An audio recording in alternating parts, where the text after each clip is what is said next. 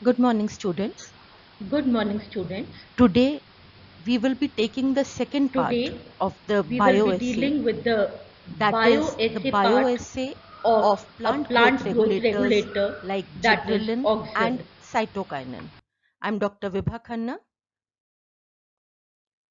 Now, as we had previously talking about it in our previous YouTube video, that the plant growth regulators, they have got certain characteristic features, like they are the organic molecules which are required in very less quantity.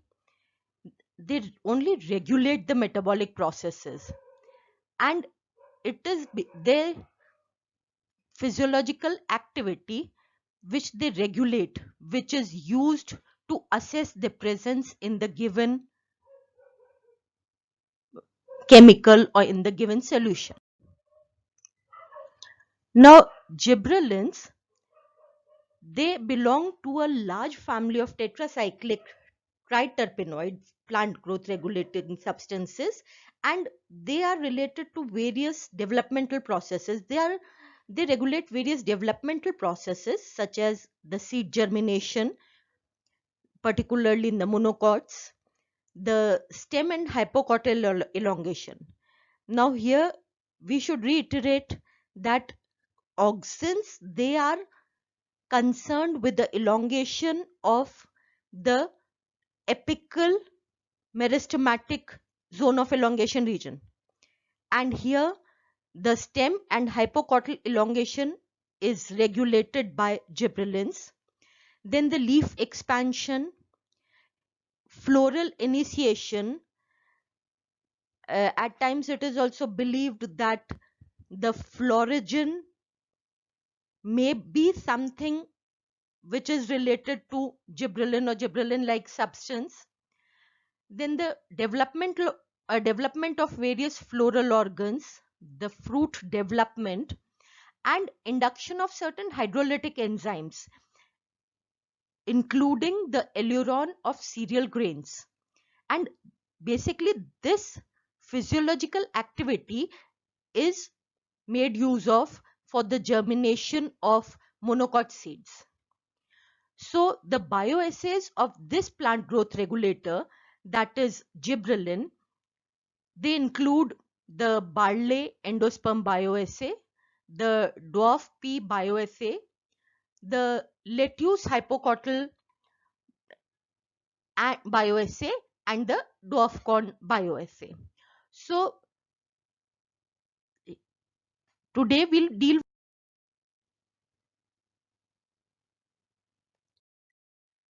the Barley endosperm bioassay. First we are going to talk about, that is the barley seed.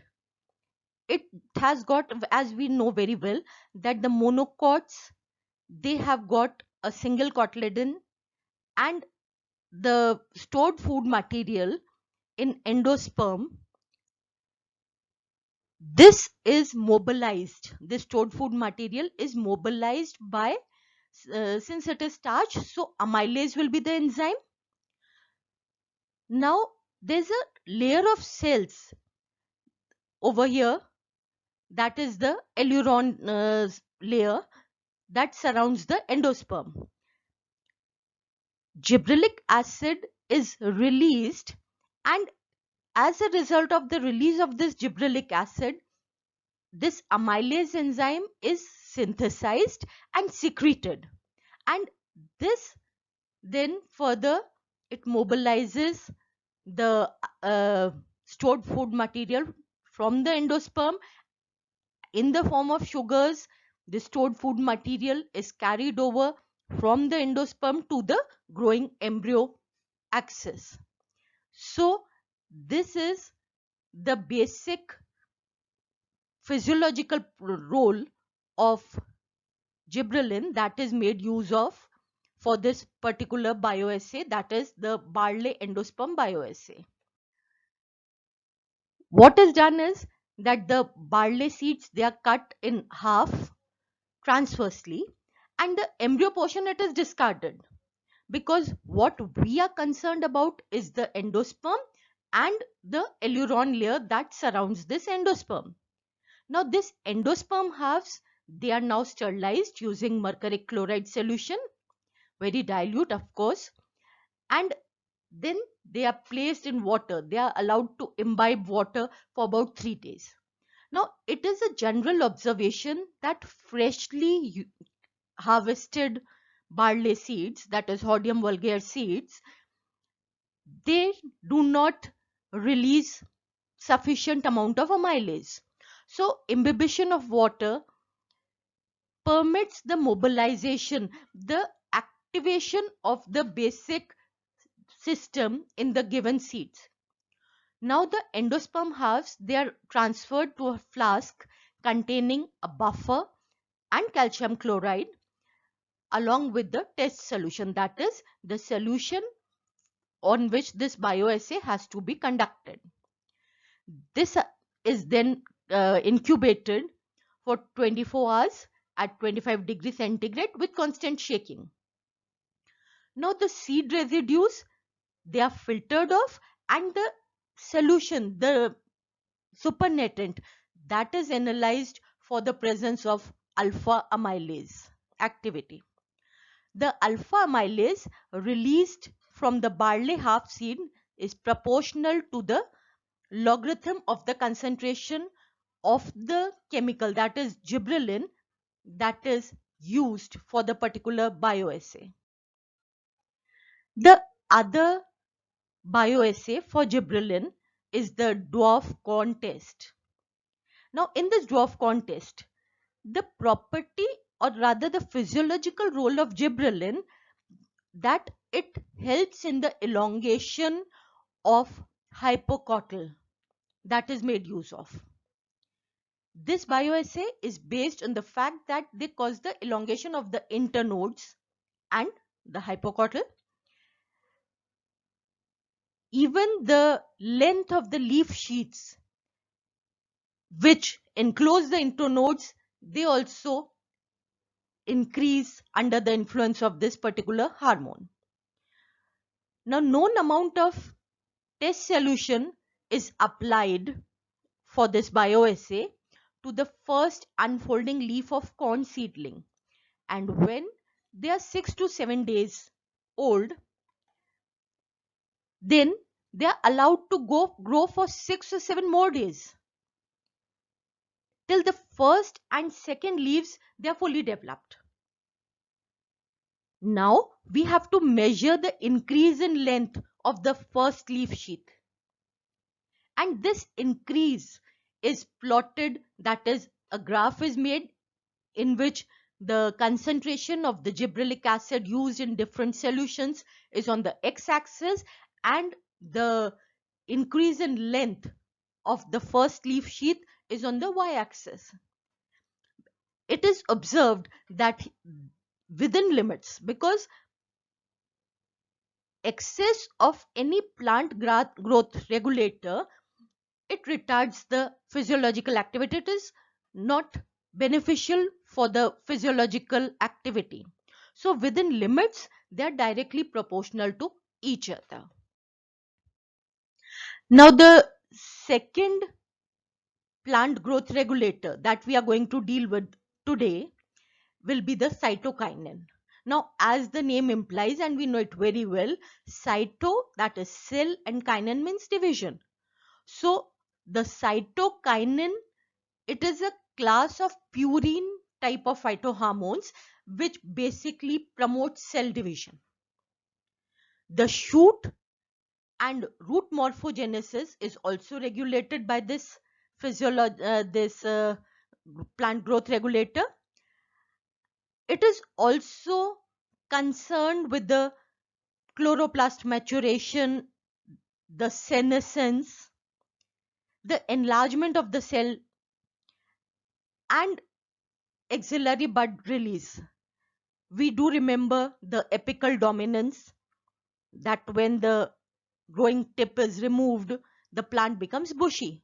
That is because of this axillary bud release by the cytokinin. So the bioassays for cytokinin, they include the carrot root phloem bioassay. At times, even the tobacco stem pith is used for this bioassay. Then chlorophyll retention test, that is for how long the leaves under test they retain the chlorophyll pigment. Here comes the tobacco pith culture, which is very much parallel to the carrot root phloem bioassay, the cell enlargement test, and the differentiation test. So of the two bioassays that we'll deal with, the first one is the carrot root phloem bioassay. Now, we know that cytokinin induces cell division. That means under the influence of this particular plant growth regulator, that is cytokinin, more of cell division will take place and more of tissue will be formed. And this is basically what we have to determine by weighing the mass of cells that we take for the experiment, as experimental material before we start the this test and after we finish this test. So for this, the mature roots of cultivated carrots, they are peeled and they are surface sterilized. Surface sterilization is essential so as to prevent the growth of unwanted microorganisms in our experimental setup. After this peeled carrots, they are they are cut into thin slices of about 1 to 2 millimeter thickness. Now, with the help of cannula is basically a hollow tube with a sharp retractable inner core, and it is used to obtain tissue from the plant part that we have taken. In this case, it is the slices of the carrot root. So with the help of cannula, the secondary phloem explants, they are obtained. Now the site from which we obtain this has to be a bit farther away from the cambium. Then the secondary phloem explants that we have taken, will weigh them approximately of the size weighing 2.5 to 3 milligram. They are taken, and about 3 explants, they are placed or inoculated into the culture tube which contain this medium that contains the plant growth regulator on which the bioassay is to be conducted. The culture tubes, they are then placed on a wheel, so that means they have to be shaken continuously. Now the explants, they are exposed to the medium and air, because both, that is the culture medium, the cytokinin exposure, and the air is essential for the healthy growth and cell divisions of the plant material.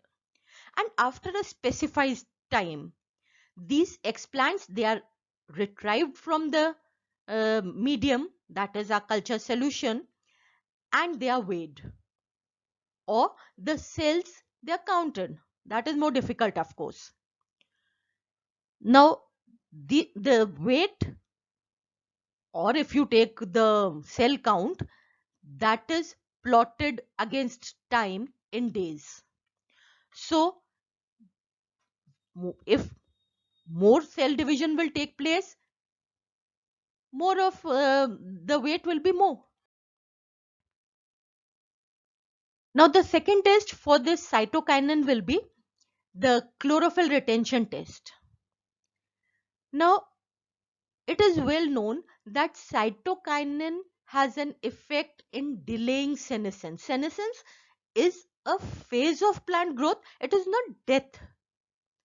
It is the phase that is present from the maturity to the death.